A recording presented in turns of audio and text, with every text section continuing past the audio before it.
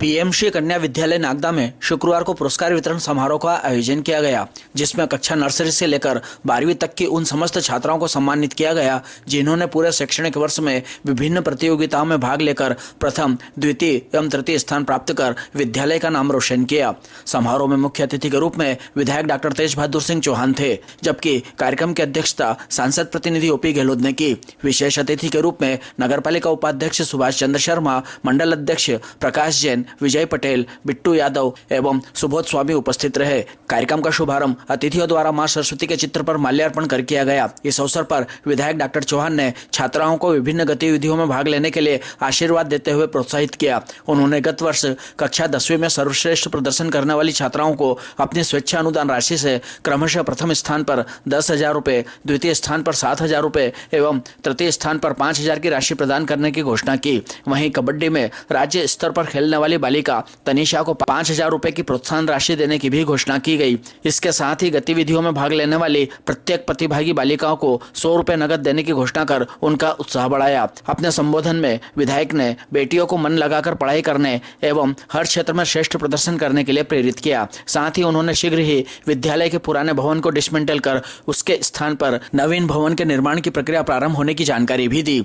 समारोह में सभी अतिथियों ने छात्राओं को पुरस्कार प्रदान कर उन्हें आशीर्वाद दिया। कार्यक्रम में अतिथियों का स्वागत एवं स्वागत भाषण विद्यालय के प्राचार्य देवेंद्र दवे द्वारा प्रस्तुत किया गया। कार्यक्रम का संचालन वरिष्ठ शिक्षक एमएच मंसूरी ने किया, जबकि आभार प्रदर्शन डॉली जैन द्वारा किया गया।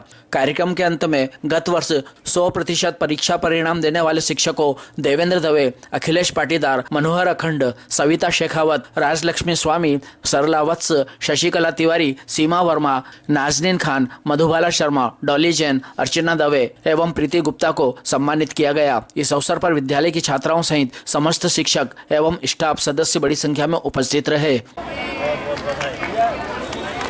क्षेत्र की चाहे मैं बात करूं अर्जित क्षेत्र की या चाहे मैं बात करूं खेलने क्षेत्र की, लगातार हमारी बेटियां कुछ न कुछ करके बेटों के बराबर बनने की साहस कर रही है और मैं लगातार इन बेटियों को बधाई शुभकामनाएं देता हूं, क्योंकि आज के इस युग में मैं चाहे बात करूं सुनीता विलियम्स की, चाहे मैं बात करूं कल्पना चावला की, या अभी हमने देखा ऑपरेशन सिंदूर में जिस प्रकार हमारी बेटी व्योमिका सिंह ने और सोफिया कुरैशी ने जिस प्रकार से भारत देश का मान बढ़ाया, निश्चित ही कहीं न कहीं उसमें शिक्षा का, उनके परिवार का और उनके शिक्षक शिक्षिका का अभूतपूर्व योगदान है। हमारी बेटा किससे कम नहीं है, आज हम सब मान रहे हैं और सामने बैठी हुई सभी बेटियां अगर ये प्रण कर ले कि हम भी समाज क्षेत्र में, चाहे राजनीतिक क्षेत्र में बात करें, समाज की बात करें या इस देश के निर्माण में बात करें, तो हम भी अपनी महत्वपूर्ण भूमिका निभाकर इस देश को सर्वोच्च शिखर पहुंचाएंगे। ये हमारी बेटियां प्रण कर ले तो मुझे लगता है ये काम ही नहीं कर पाएगी। मैं आज के इस अवसर पर चूंकि हमारी बेटियों ने समस्त शैक्षणिक गतिविधियों में भाग लेकर पुरस्कार प्राप्त किया और आज में सही बेटियां सम्मानित भी होगी, मैं उन सबके उज्जवल भविष्य की शुभकामनाएं देता हूं और उनके उज्जवल भविष्य की शुभकामना के साथ ये भी निवेदन करूंगा कि जिन प्रतियोगी में जिन बालिकाओं ने भाग नहीं लिया वे निराश न हो, वे भी कहीं न कहीं ईश्वर उनको मौका देगा अपने जीवन में। हारना जितना महत्वपूर्ण नहीं है, महत्वपूर्ण ये होता है कि हम उस प्रतियोगिता में भाग लें। किसी को हारना है, किसी को जीतना है तो प्रकृति का नियम और ये होता ही होता है, लेकिन सबसे बड़ा साहसपूर्ण व्यक्ति वो होता है जो उस खेल में प्रतियोगिता में भाग ले। तो अब जिन बेटियों ने भाग नहीं लिया है वो लगातार इस प्रकार की जब भी गतिविधियां हों आपकी, उसमें लगातार आप भाग ले और भाग लेने के बाद कहीं न कहीं पुरस्कार भी प्राप्त करें, इसी में कामना करता हूँ।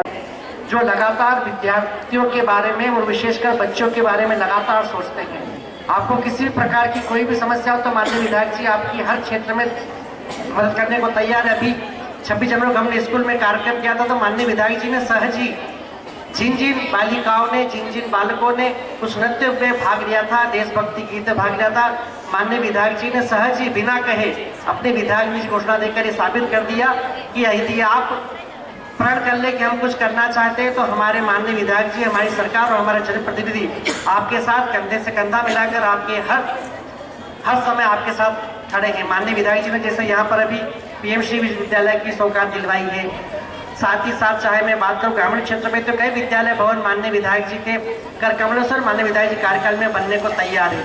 बस ये है कि हम सब प्रण कर ले कि हम शिक्षा के क्षेत्र में इस नगर का नाम रोशन करेंगे, इस विधानसभा का नाम रोशन करेंगे। तो हमारे माननीय विधायक जी, हमारे जनप्रतिनिधि आपके साथ हर कार्यक्रम में, आपके साथ हर आपकी सुख दुख में हमारे विधायक जी लगातार आपके साथ खड़े हैं। तो इसलिए मैं बेटे आपसे निवेदन करूंगा कि खेल हमारे जीवन में अनुशासन लाता है, क्योंकि आज पुरस्कार वितरण का समारोह, बहुत सारे बहुत सारी बहनें हमारी जिन्होंने प्रथम तृतीय तृतीय स्थान प्राप्त किया होगा उनको तो पुरस्कार मिलेगा, और बहुत सारी बहनें ऐसी भी होगी जिन्होंने भाग लिया लेकिन उनका कोई स्थान नहीं बन पाया, उनको पुरस्कार नहीं मिल पाया।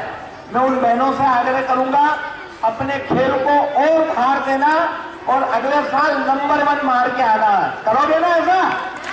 बहुत बढ़िया। बच्चियों के लिए बहुत आरक्षण कर दिया गया कि जो एक खेल में नेशनल खेल के जाएगा उसको आरक्षित सीट होगी, उसको नौकरी मिलेगी। ये बहुत अच्छी बात है। भारतीय जनता पार्टी चाहे केंद्र की सरकार हो, प्रदेश की सरकार हो, बालिकाओं के लिए विशेष करके योजनाएं चालू की गई है। हमारे विधायक साहब बैठे हुए हैं, सभी को मालूम है कि क्षेत्र के अंदर इस विद्यालय में, इस विधानसभा क्षेत्र में जितना काम इन 2 साल में हमारे विधायक साहब ने किया है अभी तक किसी ने नहीं किया है। और स्कूल हो या अभी विजय जी कह रहे थे भारतीय संस्कृति में बेटियों को, नन्ही मुन्नी बेटियों को, कन्याओं को देवी स्वरूपा मां का स्थान दिया गया है।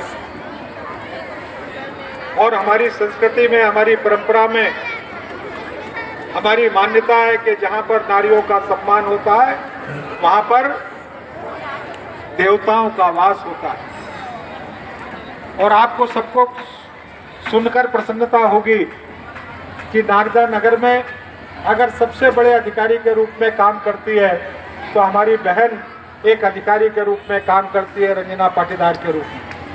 अगर तहसीलदार के रूप में कोई अधिकारी काम करती है तो मधु नायक के रूप में, तहसीलदार के रूप में बहन काम करती है। अगर दबंग पुलिस अधिकारी के रूप में किसी को पहचाना जाता है तो हमारी बहन योगिता उपाध्याय को पहचाना जाता है। अगर खाचरोद शहर में अनुविभागीय अधिकारी, सबसे बड़े अधिकारी के रूप में कोई काम करती है तो हमारी बहन नेहा साहू काम करती है। अगर पुलिस के सबसे बड़े अधिकारी के रूप में खाचरोद में कोई काम करती है तो वो हमारी बेटी काम करती है। ये सब बातें मैं आपको इसलिए बता रहा हूँ कि खाचरोद नागदा तहसील की प्रशासनिक सारी बागडोर को संभालने का काम अगर वर्तमान में होता है तो बेटियों के द्वारा होता है और बहनों के द्वारा होता है। और कोई भी प्रशासनिक व्यवस्था पहले से कमजोर नजर नहीं आती, ये विशेष बात है। और इसलिए मैं कहना चाहूँगा कि बेटी है तो कल है। मैं आप सब बेटियों को बहुत सारा शुभाशीष देता हूँ, लेकिन आज इस कार्यक्रम में यहाँ मुझे आने का अवसर मिला। मध्य प्रदेश की सरकार 12वीं में 75% से ज़्यादा नंबर लाने वाली बेटियों को लैपटॉप देने का काम कर रही है। स्कूल में जो प्रथम आते हैं उनको स्कूटी देने का काम करती है। लेकिन अभी मेरे ध्यान में एक बात आ रही है कि हाई स्कूल में जो बेटियां प्रथम आ रही है अभी वो पुरस्कार से वंचित हैं। तो इस विद्यालय में हाई स्कूल की परीक्षा में सर्वाधिक नंबर लाने वाली बेटी कौन है? यहाँ बैठी है क्या नाम है उसका? आयुषी नाम की बिटिया है। अभी मुझे बेटी मैडम ने बताया जिसने 10वीं में सर्वाधिक नंबर लाने का काम किया, 97% नंबर लाने का काम किया। मैं उसे बहुत बधाई और शुभकामनाएं देता हूं और मैं अपने स्वेच्छानुदान से उसको 10,000 रुपए पुरस्कार देने की घोषणा करता हूं। दूसरा नंबर किस बेटी का है? नाम पता होगा उसका। दूसरा नंबर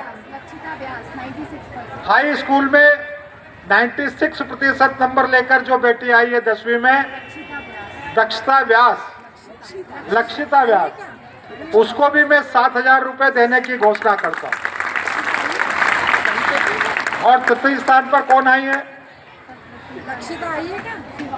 मतलब जो तृतीय स्थान पर है उसको भी 5,000 रुपए देने की घोषणा करता हूं। ये मैं अपनी जेब से नहीं दे रहा हूं, ये शासन स्वेच्छानुदान के रूप में मुझे देता है। और शिक्षा के क्षेत्र में बेटियां और मेहनत करें, आगे बढ़ें, उनके प्रोत्साहन के लिए मैं ये पुरस्कार अपने स्वेच्छानुदान से आपको यहाँ पर आज घोषित कर रहा हूँ। और विद्यालय आने का एक लाभ पुरस्कार वितरण के कार्यक्रम में आया था, तो मुझे लगता है कि सर्वाधिक सम्मान उन बेटियों का है जिन्होंने 10वीं और 12वीं की परीक्षाओं में सर्वाधिक नंबर लाने का काम किया। चूंकि प्रदेश की सरकार 12वीं के बच्चों को दे रही है, इसलिए मैंने 10वीं के बच्चों को ये पुरस्कार देने की घोषणा की है। मैं आज इस अवसर पर एक चीज और भी कहता हूँ, कितने बच्चों ने पार्टिसिपेट किया होगा इस पूरी प्रतियोगिता में, आपके वार्षिक उत्सव में? हैं 400 बच्चों ने पार्टिसिपेट किया होगा। उसमें से कई बच्चों ने 2-2, 3-3, 4-4 में हिस्सा लिया होगा। टोटल संख्या कितनी है अपने यहाँ? सर एग्जैक्टली पता पर 300 प्लस तो है, 300 बच्चे रहे होंगे। क्योंकि कुछ में 4-4 भी थे, एक में 4 प्रतियोगिता। एक बच्ची को एक बार पुरस्कार मिल जाए, उसने भले ही 4 प्रतियोगिताओं में हिस्सा लिया है, भले ही 5 में लिया है तो 5 बार नहीं देना, 4 बार नहीं देना, 2 बार हिस्सा लिया है तो 2 बार नहीं देना, लेकिन एक पुरस्कार उसको देना है। तो जितनी भी बेटियों ने प्रतियोगिता में हिस्सा लिया, जो आज यहाँ पर पुरस्कार लेने आई हैं, उन सब बेटियों को 100-100 रुपए में पुरस्कार देता हूँ, सब बेटियों। अब ये सूची आपको बनाना है, राशि आपको मुझसे लेना है और उनको सूचीबद्ध करके अगले दिन जब ये लोग क्लास में आए तो 2-3-4 दिन बाद इनको 100 रुपये नगद आप बच्चों को पुरस्कार के रूप में वितरित कर दें। मैं इन सब बेटियों को जिन्होंने प्रतियोगिता में हिस्सा लिया है, सबको 100-100 रुपये की भी घोषणा करता हूँ, ठीक है? अब जिन बेटियों ने हिस्सा नहीं लिया है वो अगली बार अभ्यास करें। आप मुझे अगली बार बुलाएंगे तो मैं उनको भी पुरस्कृत करूंगा। ये जो आपकी बिल्डिंग टूटने के लिए उज्जैन नगर निगम एजेंसी तय हो गई थी, बहुत जल्दी ये बदलकर नागदा हो जाएगी, हो गई। तो मेरा इसमें प्रयास लगातार था। अब इसकी तोड़ने की एजेंसी बदल गई है और बहुत जल्दी ये टूटकर हम आने वाले समय में यहाँ पर नए भवन के रूप में नए भवन के निर्माण को प्रारंभ करेंगे और आने वाले दिनों में नए स्कूल की बिल्डिंग में आपका विद्यालय संचालित होगा। आप सब बेटियों ने मेरी बात को सुना, सबको धन्यवाद। स्टाफ के लोगों को सबको धन्यवाद, सभी को नमस्कार। मुझे आने का अवसर मिला इसलिए प्राचार्य महोदय को और सभी व्यवस्था से जुड़े अध्यापक अध्यापिकाओं को भी मैं धन्यवाद करता हूं और सभी को नमस्कार करते हुए अपनी बात को समाप्त करता हूं।